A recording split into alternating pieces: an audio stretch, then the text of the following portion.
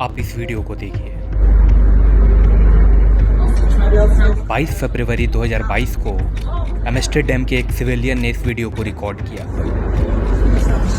इस वीडियो में आप क्लियरली एप्पल स्टोर में हो रही हलचल को देख सकते हैं। शाम के करीब 5 बज रहे थे। एम्स्टर्डम के एक पॉश और मशहूर शॉपिंग एरिया के एप्पल स्टोर में कुछ अजीब होने जा रहा था। बाहर से तो सब कुछ नॉर्मल लग रहा था, लेकिन अंदर काफी हलचल हो रही थी। लोग स्टोर छोड़कर भाग रहे थे, चिल्ला रहे थे, पूरा पैनिक क्रिएट हो गया था। एक और आदमी था जो फुल्ली आर्म्ड था एंड उसने स्टोर के एक कस्टमर को अपना होस्टेज बना लिया था। पूरे स्टोर में काम कर रही एम्प्लॉय और कस्टमर्स को मिलाकर करीब 70 से ज्यादा लोग उसी स्टोर में फंस चुके थे, लेकिन कुछ लोग भागने में भी सफल होते हैं एंड कुछ लोग उसी स्टोर के पीछे एक रूम में अपनी जान बचाने के लिए छुप जाते हैं। और जो ये सब कुछ कर रहा था उसकी उम्र मात्र 27 साल थी और वो एक डच नेशनल था जो एक एक्सप्लोसिव वेस्ट कोट पहने हुए था और उसके हाथ में एक शॉट गन भी था। और अब जो वहाँ होने वाला था, ट्रस्ट मी, वो किसी नेटफ्लिक्स थ्रिलर से कम नहीं था।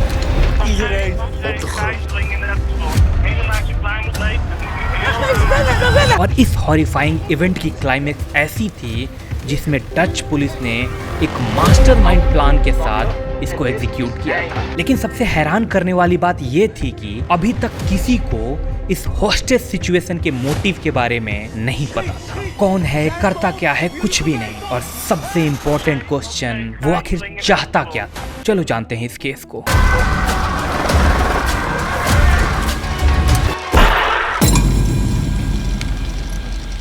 22 फरवरी 2022 के शाम करीब 5:30 बज रहे थे। तभी सस्पेक्ट एप्पल स्टोर में आता है। सीसीटीवी और आई विटनेस के अकॉर्डिंग मालूम पड़ता है कि वो एक नॉर्मल कस्टमर की तरफ बिहेव कर रहा था, लेकिन कुछ ही मिनटों बाद उसने अपनी बैग से गन निकाली और एक 44 साल के बुल्गारियन नागरिक को अपना होस्टेज बना लेता है। वो आदमी उस वक्त पर स्टोर में था, शायद कुछ खरीदने आया हो, लेकिन अब वो एक शील्ड बन गया था उस गनमैन का। गनमैन ने दूसरे कस्टमर और स्टाफ को धमकाया, लेकिन सरप्राइजली कुछ लोग तो किसी तरीके से भाग निकलते हैं, लेकिन कुछ लोग उसी स्टोर के एक स्टोर रूम में छुप जाते हैं जान बचाने के लिए। और बाकी के लोग फर्स्ट फ्लोर पे छुपे हुए थे और उसमें एक एप्पल स्टोर का एम्प्लॉय भी रहता है जिसका नाम था एलेक्स। फिर जब गनमैन ने रियलाइज किया कि ज्यादा होस्टेज उसके पास बचे नहीं हैं, बस एक ही था, वो बुल्गारियन सिटीजन जिसका नाम और डिटेल्स इंटरनेट के प्रिंट से हटा दिया गया है फॉर सेफ्टी पर्पस। अब वो गनमैन एम्स्टर्डम पुलिस के सामने एक डिमांड रखता है। वो उन लोगों से 200 मिलियन यूरो की क्रिप्टो करेंसी की डिमांड करता है एज ए फिरौती, एज ए रैंसम। हाँ, यू हर्ड मी राइट। वो आदमी 200 मिलियन यूरो चाह रहा था, वो भी क्रिप्टो के फॉर्म में। इसका मतलब था कि उसका ये प्लान प्री मेडिटेटेड था, ये सिर्फ इम्पल्स क्राइम नहीं था। और सबसे बड़ी बात, उसका कहना था कि अगर उसकी डिमांड नहीं मानी गई तो वो अपने साथ साथ हॉस्टेज और उस एप्पल स्टोर के पूरे बिल्डिंग को उड़ा देगा। तभी एप्पल स्टोर के स्टाफ ने बड़ी ही चालाकी से इमरजेंसी कॉल किया और कुछ ही मिनट में एम्स्टर्डम पुलिस ने स्टोर को घेर लिया। लॉकडाउन में तब्दील कर दिया गया था। हेलीकॉप्टर्स हवा में मंडराने लगे थे, आर्म्ड यूनिट्स ग्राउंड पे लगे हुए थे, पुलिस रोबोट हरकत में थे और स्नाइपर रूफटॉप्स पर तैनात थे। सीन पूरी तरीके से इंटेंस हो गया था, मानो कोई फिल्म की शूटिंग चल रही हो, लेकिन ये हकीकत में सब कुछ हो रहा था। पूरा ऑपरेशन लाइव स्ट्रीम तो नहीं हुआ, लेकिन पुलिस ने मीडिया को अपडेट दिया कि सस्पेक्ट ने एक्सप्लोसिव वेस्ट पहना हुआ है और वो एक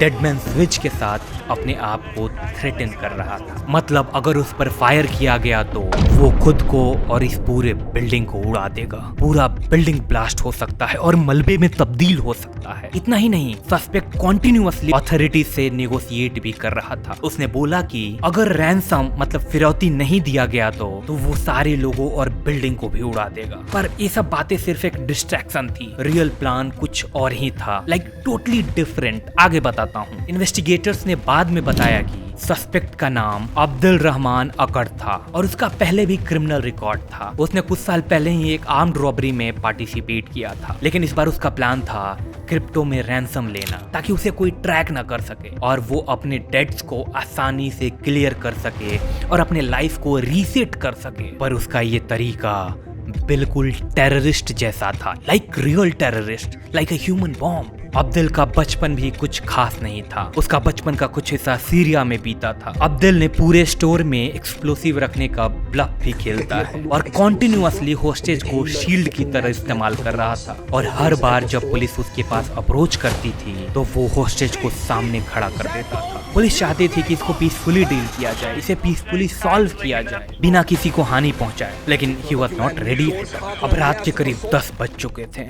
5 घंटे से ज्यादा वक्त बीत चुका था। हॉस्टेज ने एक बहुत बड़ा रिस्क लिया। जब सस्पेक्ट पानी मंगा रहा था उस हॉस्टेज के लिए तो हॉस्टेज ने उसे थोड़ा डिस्टेंस बनाने के लिए बोला। पुलिस का रोबोट दरवाजा तक पानी लेकर आता है और जैसे ही अब्दुल ने पानी लेने के लिए हॉस्टेज को छोड़ा, उस हॉस्टेज ने एक बहुत बड़ी रिस्क उठाई और अचानक से उसके चंगुल से भाग खड़ा होता है। और यही वो मोमेंट था जहां एम्स्टर्डम पुलिस ने स्नाइपर के सिग्नल पे सस्पेक्ट को डायरेक्ट कार से हिट करो और वो जमीन पर गिर जाता है। You can see here clearly. लेकिन उसके नजदीक अभी कोई नहीं जा रहा था क्योंकि बॉम्ब का खतरा अभी भी बरकरार था। रोबोट को वेरीफाई करने के लिए भेजा जाता है और स्नाइपर्स का लेजर लगातार उसके बॉडी के आसपास था। फिर थोड़े ही देर बाद स्पेशल ऑप्स ने उसे घेर लिया था, लेकिन हॉस्टेज बिल्कुल सेफ था। बुल्गेरियन नागरिक बिल्कुल सेफ था। अब्दुल जिंदा था जब उसको अरेस्ट किया गया था, लेकिन उसकी हालत बहुत ही क्रिटिकल थी और कुछ ही दिनों बाद हॉस्पिटल में उसकी मौत हो जाती है। पुलिस का कहना था कि उसके बॉडी के आसपास कोई एक्सप्लोसिव नहीं था। वेस्ट जिसे वो एक्सप्लोसिव कह रहा था, एक्चुअली में वो एक डमी था। इस इंसिडेंट के बाद पूरे नीदरलैंड में एक शॉक वेव चल गया था। नीदरलैंड की सरकार ने भी एप्पल स्टोर के स्टाफ को शुक्रिया अदा किया सूझबूझ से काम लेने के लिए। सस्पेक्ट अब्दुल का इनकाउंटर और उसकी मौत के बाद सब कुछ ठीक लग रहा था। हॉस्टेज सेफ था, स्टोर में छुपे हुए लोगों को निकाल लिया गया था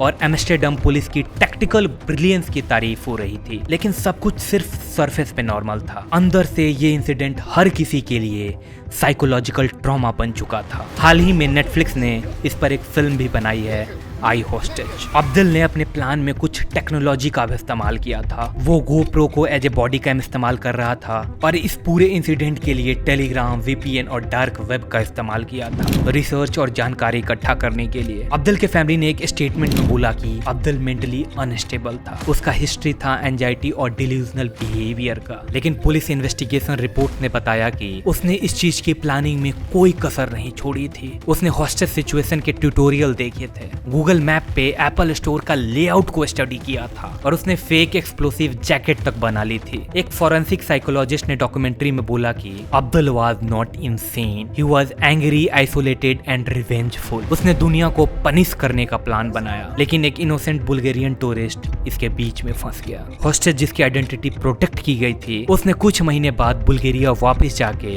एनोनिमस वे में एक इंटरव्यू दिया। उसने बोला, मैं उस दिन एप्पल स्टोर में सिर्फ एयरपॉड्स खरीदने गया था। मुझे बिल्कुल मालूम नहीं था कि मेरी जिंदगी का डायरेक्शन चेंज हो जाएगा। और जब वो गन मेरे सिर पर लगा कर रखा था, मैं यही सोच रहा था ये बस एक मूवी की सीन है, पर वो सब कुछ रियल था, डरावना था। उसका बोलना था कि उसने ये डिसीजन मात्र 1 सेकंड के अंदर लिया था, जब वो पानी लेने दरवाजा पर गया और वहां से भाग फरार हुआ। और अगर वो वहां से नहीं भागता तो शायद आज वो जिंदा नहीं होता। सो आपको क्या कहना है इस अब्दुल और इस पूरे केस के बारे में, प्लीज कमेंट में बताएं एंड सब्सक्राइब। ये थी आज की केस स्टडी। बाय।